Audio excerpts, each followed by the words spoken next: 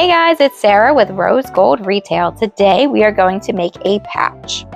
To get started, make sure you have some patch twill, water soluble stabilizer, heat and bond, a pair of scissors, and of course some kind of lighter or flame source.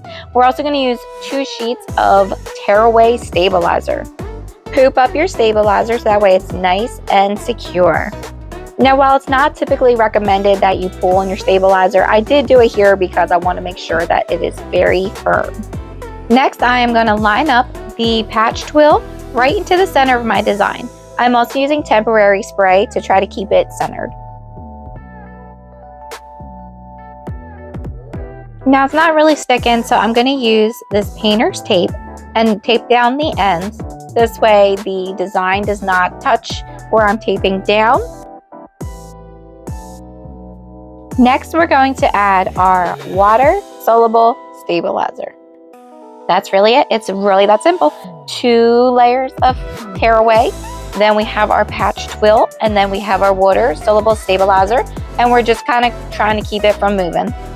I know I personally had a heck of a time trying to find the patch twill. So I'm going to make it super simple for you. You're going to go to the description box and click on the link. And no, it's not an affiliate link, but you can go ahead and click the link and grab the patch twill. They have it in different colors. I personally picked up black and white. Right now, I'm tracing out my design. It is super, super important, especially if you are new to embroidery. Make sure you always trace out your design. You'll regret not doing it.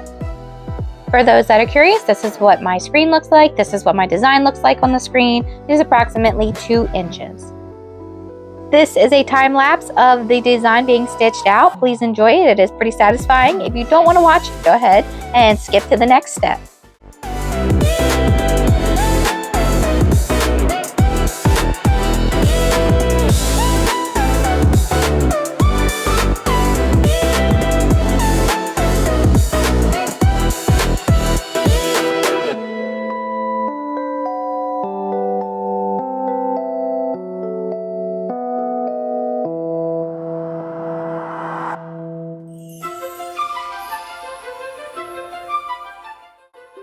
Since we use the tearaway, the patch is pretty simple to just pop out of the stabilizer. Now keep in mind we still have the water soluble stabilizer that's on top, but again, it's super easy to just rip it off. We don't have a lot of holes or anything tiny that we have to pick out or even wet, so we could just rip it off and get ready to rock and roll.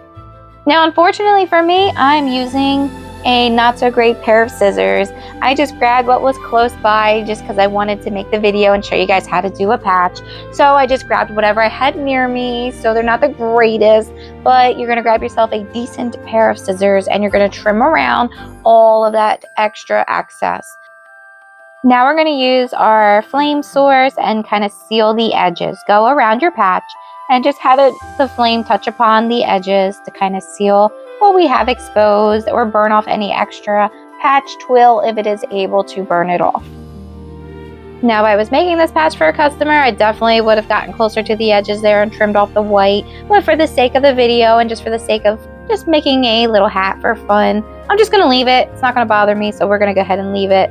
Now we need to take our heat and bond. We are going to cut approximately the size of our patch. You're going to want to leave a little bit of extra around it. It makes it so much easier when it goes time to press it, but for the most part you're going to keep it generally the same size as your actual patch. This is a super quick process, so I like to cover it with parchment paper just because I never want to destroy my iron and get sticky stuff on it, but according to the instructions, you are only going to press it for 2 seconds, guys. That's it, just 2 seconds. Now right here, I'm being super fancy and I cannot find my lint roller, so I'm using a sticker to clean up the hat. It's been sitting in my basement for quite some time and there's definitely some fuzzies on it. So I'm gonna use my sticker here and I'm gonna clean off the hat before we attach our patch to the hat. Guys, say that 10 times fast. Attach the patch to the hat. So we're going to cut off any extra bond here. We don't need to have the extra. Now keep in mind it is clear, so if you leave a little bit extra on there, that's fine. You're not really going to see it, but we do want to cut off as much extra as we can because why not? Why would we leave it on there? So we're going to cut around Minnie Mouse here, and then we're going to peel the backing off and then really attach it to our hat. So now we are putting the adhesive side down and we are going to press and hold for 8 seconds. Only 8 seconds. Again, guys, it's a super quick process. And then if you want, you can flip your product over and then press it on the inside of the hat to really seal it.